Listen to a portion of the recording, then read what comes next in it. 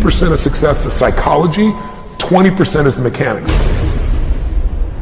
The problem is most people live in their heads. They have their dream, they have their goal, they get hyped up about it, they get fearful about it, and they just don't execute.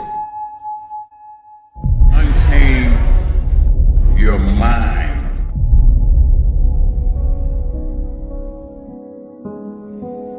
I like something Les Brown said once. He said, there are losers and there are people who haven't learned how to win. My question to you is this: which one are you? Are you a loser, or are you still learning how to win? If you're a loser, it doesn't mean that you're less than. It could mean that you've gotten really good at quitting. It could mean that you've gotten really comfortable ending your race before the finish line. You have your reasons for not finishing, and I've had mine too. But right here, right now, the question is, do you want to win? Self-discipline separates people from success and not being successful. I've never met a person who was not successful that didn't have a great amount of self-discipline within their life. Self-discipline and being able to perform and being able to keep your life on schedule and being able to keep commitments and promises and meet deadlines is essential to success. Look, if you want to get rich, you want to be really successful. When I say rich, I'm not talking about money. I'm talking about a rich life, freedom, time with family, choices, get to do what you want. See, this is what people do. They set a target. You remember when you were a kid and you set targets that were big, giant, had nothing to do with reason? They were giant, right? And then you had some difficulty getting to it and somebody said what? Dude, your goals are unrealistic. You need to drop your goals down and add 40 years and end up with nothing. Certainly not congruent with your potential. None of us can afford to have a life that is controlled by someone else, or a life that is basically controlled by our emotions. I learned many years ago that there are two kinds of people. There's the type of person who says, I'm going to wait till I feel like it before I do it.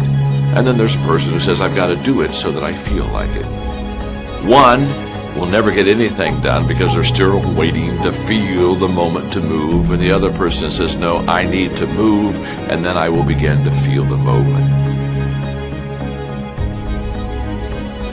Most people have strategies available, or they could get them, or you could create them, but the problem is you got a story. And your story is why it isn't working. And the story is, I've tried everything. If you tried everything, you'd be fit. If you tried everything, you'd be profitable. There's always a story. And what I tell people is, if you can just divorce the story of your limitation and marry the truth of your unlimited capacity, then the whole game changes. Most of us in our life are trying to make a 10% improvement. And we know this. This is, I'm trying to increase my revenues by 10%, I'm trying to increase my sales by 10%, save 10% more. The lands out there, whatever it truly is, we all have this sort of beaten into us by life and by the rest of the universe that you can make these small incremental improvements. But the fact of the matter is that there are those in the world that go 10 times bigger. And every one of us can be that. I would say to you that it's your duty, your obligation, and your responsibility to fulfill your potential, and that's actually what success is. Success is not money. The simplest thing is get crazily hungry for something. We all know when you get so hungry, so desirous, your brain starts coming up with answers. And then it's massive action, but effective execution, which is all modeling, which is, I assume, what this is about. Find the best example, compress the time. Let someone else take 20 years to figure it out. You do it in 2 weeks or 2 months. Even if you have no idea how to solve it, no idea how to get there, you'll be amazed at what you come up with.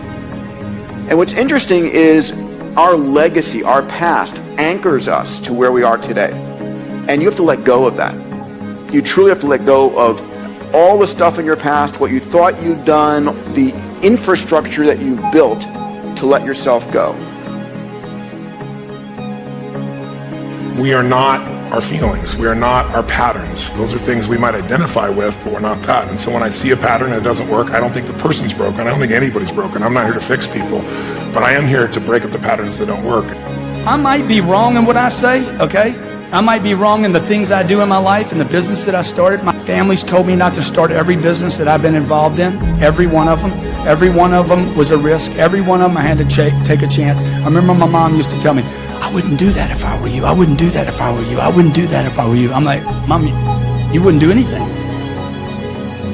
Well, you wouldn't do anything except be the mother, a great mother to 5 children.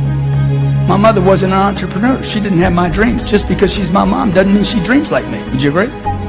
Okay? My mom was wrong about everything she told me not to do. Love my mom to death. Okay? Unbelievable friend of mine. She was wrong. I needed to do those things. Okay? Steve Jobs needed to build this phone. Would you agree? Did he help a lot of people? Did he make some money while he was doing it? $119 billion in 5 years. Have the conversation with the person that's holding you back. The reason most people who are listening right now are not doing that thing is they're worried about the opinion of somebody, usually their mother, usually their father. And the reality is that your spouse may be the person holding you back, and you have to have that conversation. We have to get to a place where you're doing you, because the number one thing that scares the f*** out of me is regret. And you're gonna sit there at 72 and you're gonna say, I wish. It's looking yourself in the mirror and saying, like, am I doing this right? So to me, there's so many people that are talking about how big of an entrepreneur they're gonna be and how much they're gonna achieve, and they don't work on weekends. You know, I worked every Saturday of my 20s.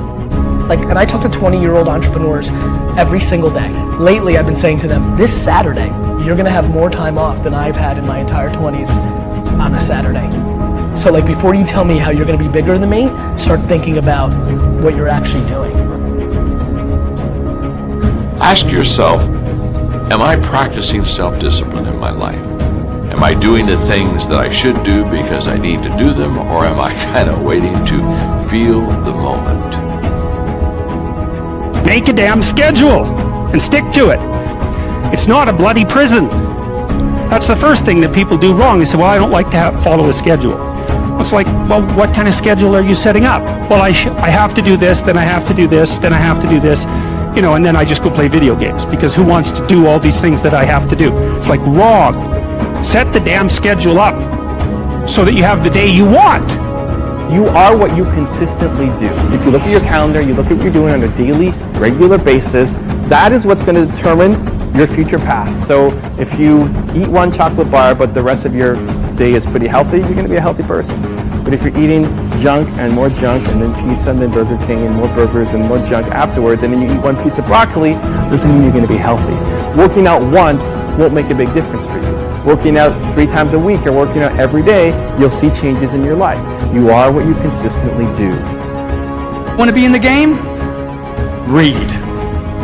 The average American reads 1 book a year. The top CEOs in America read 5 books a month, 60 plus books a year. But immerse yourself with books, audio, video, daily, okay? You hit all 3 of those, where I'm reading something, listening to something, and watching something. These are completely different ways to learn. Find YouTube channels that are good for you.